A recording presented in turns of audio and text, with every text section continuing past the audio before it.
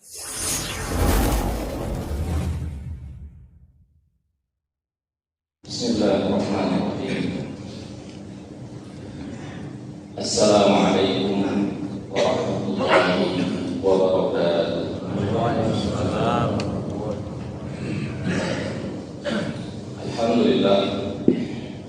Alhamdulillah rabbil alamin alladzi nahmaduhu wa nasta'inuhu wa nastaghfiruh wa na'udzu billahi min shururi anfusina wa min sayyiati a'malina. Man yahdihillahu fala mudilla lahu wa man yudlil fala hadiya lahu. Asyhadu an la ilaha illallah wahdahu la syarika lahu wa asyhadu anna Muhammadan 'abduhu wa rasuluhu alladzi la nabiyya ba'dahu. Allahumma shalli wa sallim wa barik ala nabiyyina Muhammad sallallahu alaihi wasallam tasliman katsira wa sallallahu ala alihi wa sahbihi ajma'in. Faqala Allah ta'ala fi kitabihil karim, a'udzu billahi minasy syaithanir rajim, wa man ahsanu qawlan mimman da'a ila Allah wa 'amila shalihan wa qala innani minal muslimin. Sadaqallahu. Bapak dan Ibu, kawan-kawan sidang jamaah subuh yang dirahmati Allah Subhanahu wa taala. Puji dan syukur kita panjatkan kehadirat Allah Subhanahu wa taala. Allah masih mencurahkan kepada kita kenikmatan iman dan Islam. Allah masih memberikan kepada kita kenikmatan kesehatan.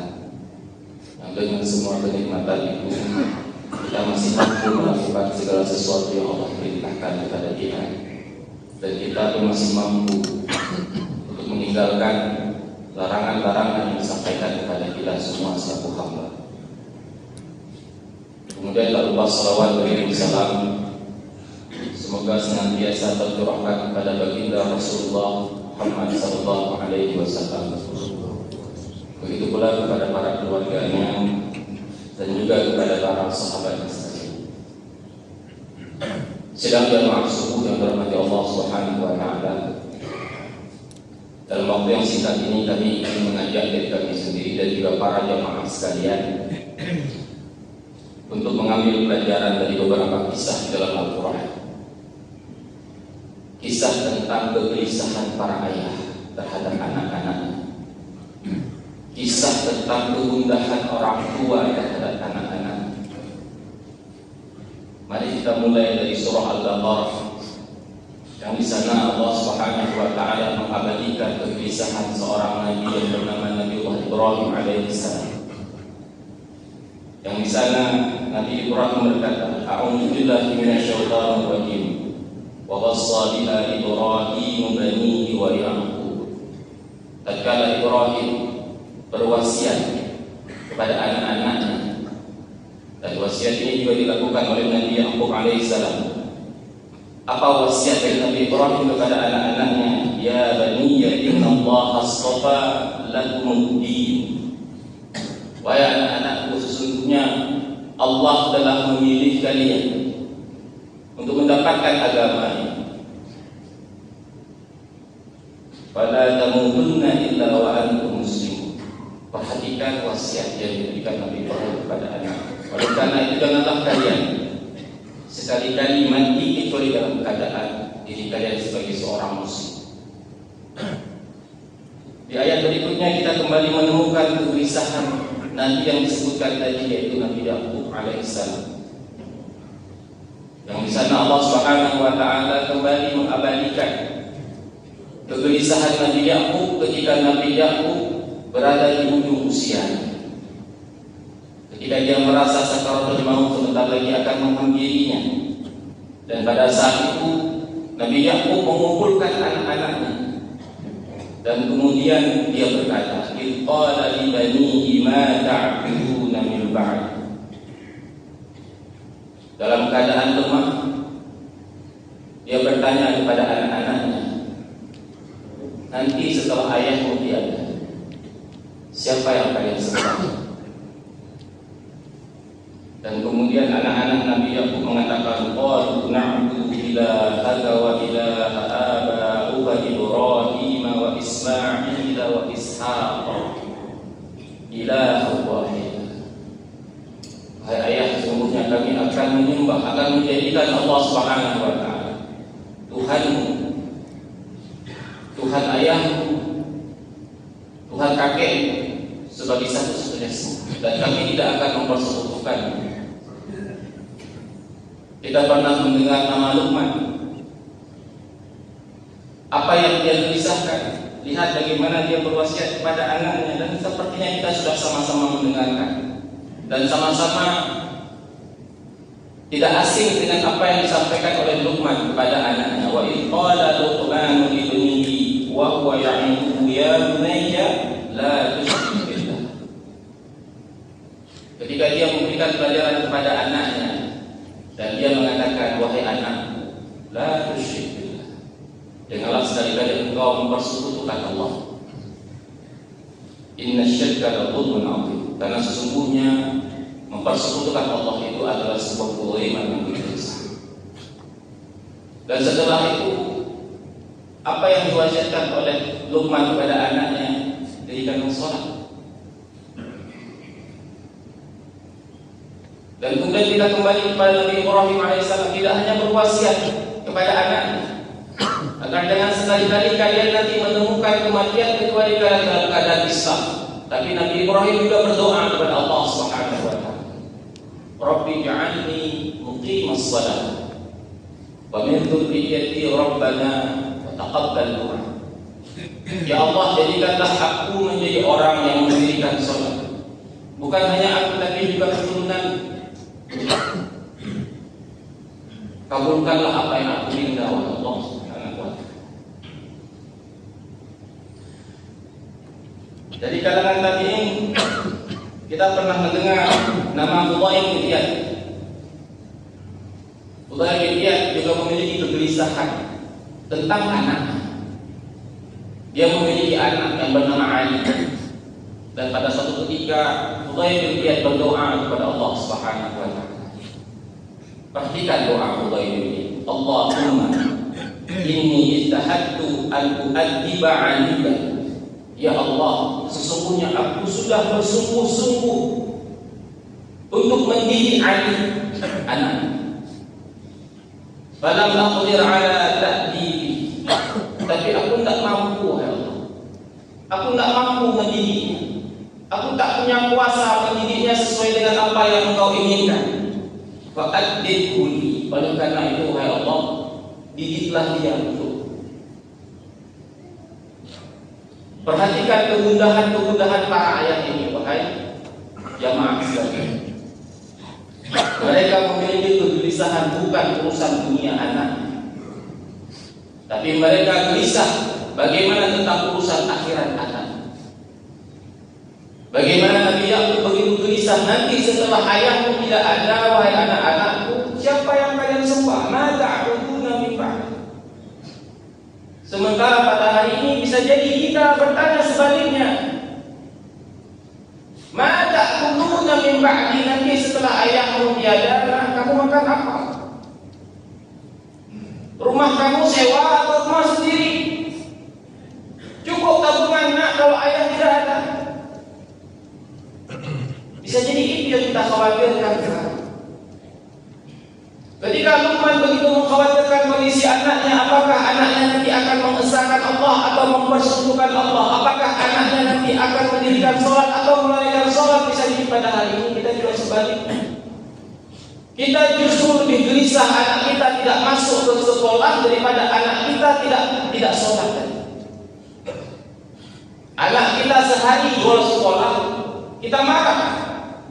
Kita khawatir ketika dia tidak mau sekolah, bagaimana masa depan dia nanti? Mau jadi apa dia kalau tidak punya ijazah? Tapi kita tidak pernah gelisah ketika melihat anak kita begitu menelantarkan perkara sholat. Dan ketika kegelisahan ini tidak ada pada diri kita, wahai para ayah, maka inilah yang kita lihat. Bagaimana akhir-akhir ini di tempat kita, bukan di tempat orang. Di kampung kita, bukan di kampung orang. Di kota kita, bukan di kota orang. Bagaimana anak-anak kita pada usia yang masih belia, tapi mereka laksana binatang buas, tidak lagi memiliki hati nurani. Bagaimana mungkin anak-anak yang berusia 13-14 tahun sudah tega menyukai orang lain, merampas hak orang lain? Sementara ketika kita melihat di kampung orang itu dilakukan oleh orang-orang dewasa yang bisa jadi terhimpit oleh kondisi ekonomi. Tapi di tempat kita anaknya lelah tuh, kayak lumit barangnya. Sudah bisa dia bawa barang, dia lebas orang lain. Selama beberapa hari bisa tawuran mereka. Bukan 25 tahun usia mereka, tapi 13 tahun, hanya SMP mereka. Maaf cakap kalau kita bilang baju boboh, baru sunat mereka. Tapi kenapa bisa begitu bengis? Bisa jadi ini adalah uang yang mulai kita petik satu persatu, wahai para ayah. Ketika kita tidak lagi memiliki kegelisahan sebagaimana kegelisahan yang dimiliki oleh hamba-hamba Allah yang telah tadi kita sebutkan.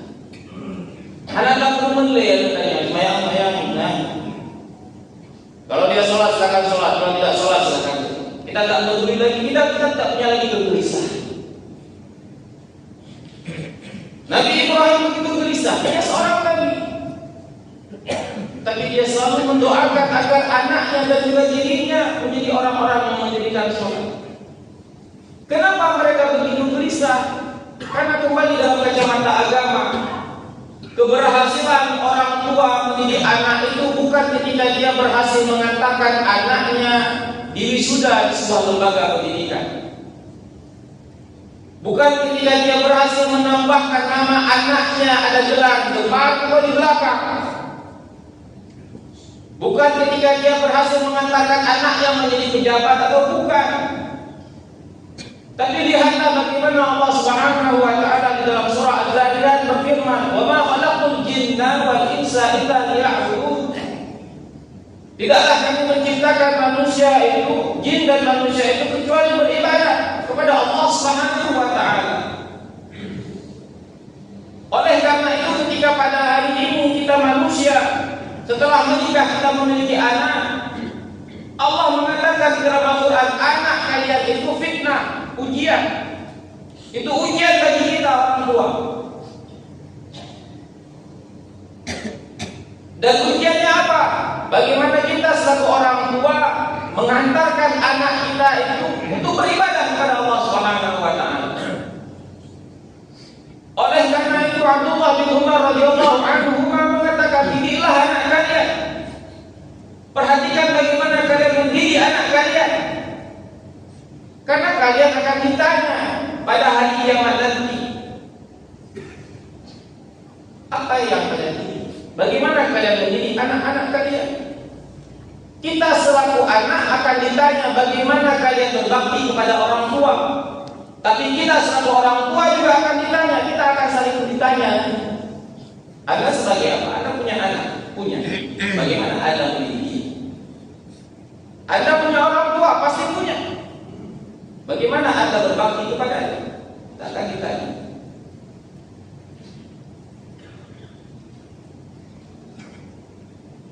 Dan Allah Subhanahu wa taala menjadikan ini sebagai sebuah tanda keberhasilan. Bukan bagaimana kita itu menjadikan anak kita itu nanti bisa bekerja di tempat munafik dan memiliki gaji yang besar. Karena dalam perkara rezeki Allah Subhanahu wa taala dan juga Rasulullah sallallahu alaihi wasallam berulang-ulang mengatakan kepada kita ketika seseorang itu dilahirkan ke dunia ini, maka salah satu yang telah dijamin oleh Allah Subhanahu wa taala adalah rezeki. Kita sebagai orang tua, ayah, disuruh keluar rumah itu sebenarnya untuk mengambil apa yang sudah tersedia. Kan tanya yang rezeki kan tanya. Bukan kita yang memberikan rezeki untuk anak dan istri kita. Rezeki itu sudah ada. Jadi kita keluar mengambil apa yang sudah ada. Apa yang kita usahakan kita bekerja sebenarnya bukan mencari rezeki, Pak. rezeki sudah ada, tapi tidak dengan keimanan. Urusan makan manusia itu sudah diberikan insting oleh Allah Subhanahu wa taala. Perhatikan anak ketika di dalam kandungan ibu selama 9 bulan 10 hari, dia mendapatkan makanan melalui apa? Bukan melalui mulut, tapi melalui tali pusar.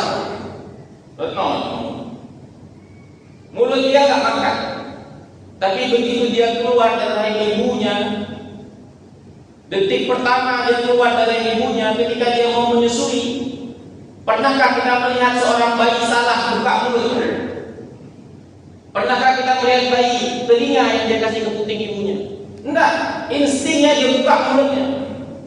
Kalau seseorang lapar dia buka mulutnya, enggak ada orang salah buka, bukan buka kupingnya. Insting, kenapa ada penuh ya? Baju ibunya kenapa ada penuh? Tahu dia kapan lapar, nangis ya. Berjalan, anak tidak perlu diajarkan berjalan. Kalau ada seorang anak lahir, diamkan saja dia, pada waktunya dia bisa jalan sendiri. Tapi sholat, melakukan perintah Allah Subhanahu wa taala, apakah mungkin anak itu sholat sementara kita tidak pernah ajarkan dia? Apakah mungkin anak itu sholat sementara kita tidak pernah memperkenalkan dia kepada Tuhannya? Siapa yang menciptakan dia? Kenapa dia harus sholat? Apakah mungkin dia sholat dengan sendirinya sementara dia tidak pernah mengenal Tuhannya? Apakah mungkin dia sholat dengan sendirinya sementara kita tak pernah mengajarkan dia sholat?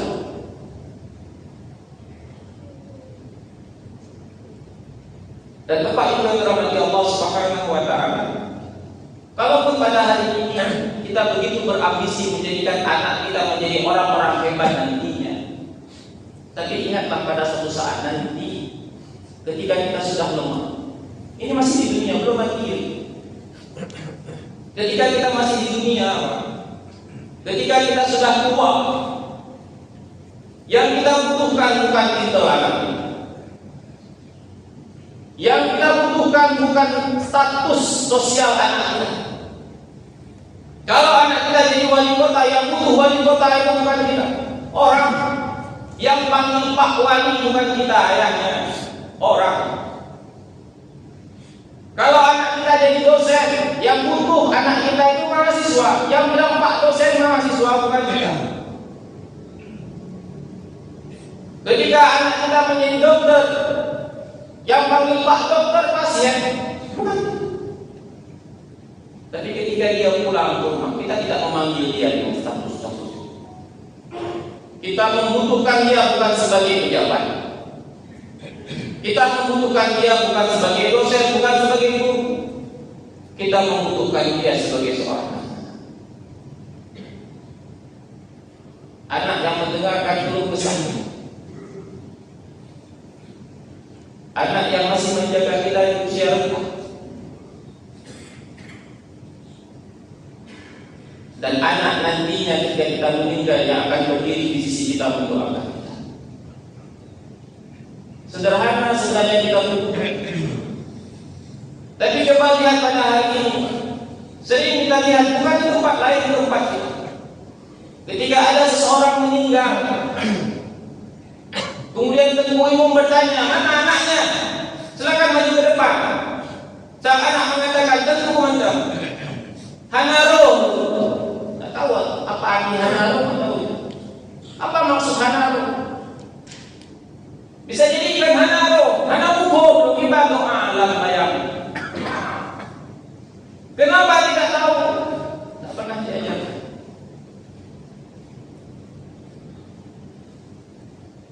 Kenapa yang diperintahkan anak berada paling dekat posisinya dengan jenazah kita nanti, Pak? Kita pernah kan sholat jenazah? Pernah kita sholat jenazah? Pernah.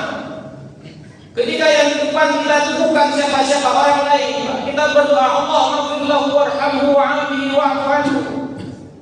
Memang kalau kita berdoa tapi biasa saja, orang lain. Tapi akan berbeda di depan kita itu adalah ayah kita, ketika di depan itu adalah ibu kita, ketika kita berdoa Allahumma ghfirlah, ini ibu saya, ini ayah saya yang sudah membesarkan saya. Ya Allah, terima doa lain Pak. Tapi kesempatan itu hilang. Anak ini mengatakan, berapa kamu?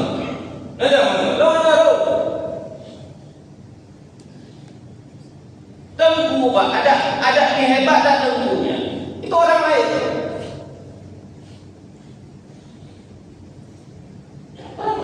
Dan pasti beda berdoa untuk orang lain dengan berdoa untuk orang yang paling kita cintai.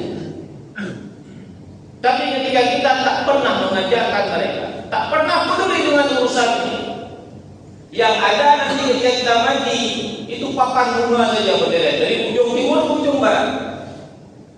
Andai saja orang tua itu bisa hidup lagi, dia akan berdiri Pak anak perleh dong apapun ngomong. Karena anak kita pejabat berderet bunga itu, turut berduka cita, turut berduka cita. Apakah benar mereka turut berduka cita? Tidak. Mereka memasang papan itu karena status anak kita pejabat.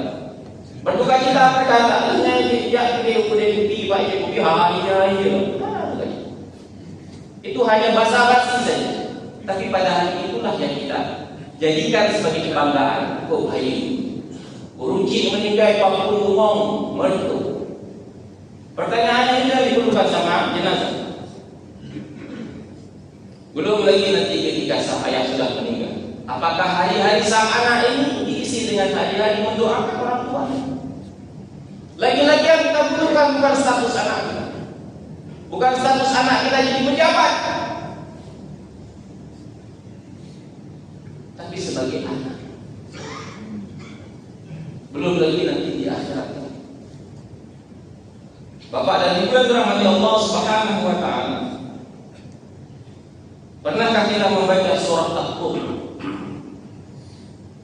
Dan di sana Allah Subhanahu wa taala berfirman, "Walladzina amanu wattaba'athum dzurriyyatuhum biiman." Kelak pada hari kiamat, orang-orang beriman dan anak-anak mereka, orang-orang yang mengikuti mereka dengan iman, anak-anak mereka yang beriman. Apa kata Allah Subhanahu wa taala? Alhaqna bihim dzurriyyatahum. Pada hari itu kami akan kembali mempertemukan mereka. Tidakkah kita memiliki keinginan pada suatu hari nanti kita akan kembali dipertemukan oleh anak-anak kita, kita kembali dipertemukan oleh ayah kita,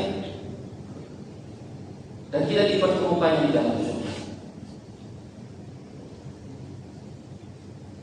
Kembali bertemu di dalam surga. Kita pada hari ini bertemu waktu lebaran saja senang sekali. Padahal cuma sehari senang. Tapi pernahkah kita bermimpi, bercita-cita bahwa kelak kita akan kembali dipertemukan dengan ayah kita, dengan ibu kita, dengan anak-anak kita di dalam surga? Dan Allah kemudian menggambarkan pada saat itu mereka saling bertanya satu sama lain sembari menikmati kenikmatan surga yang Allah sediakan. Dan ketika kita memang benar secara jujur menginginkan itu kembali terjadi, maka tak lain yang kita lakukan adalah kita memiliki kegundahan, kegelisahan sebagaimana kegelisahan yang dimiliki oleh hamba-hamba Allah yang telah kita tinggalkan. Karena sekali lagi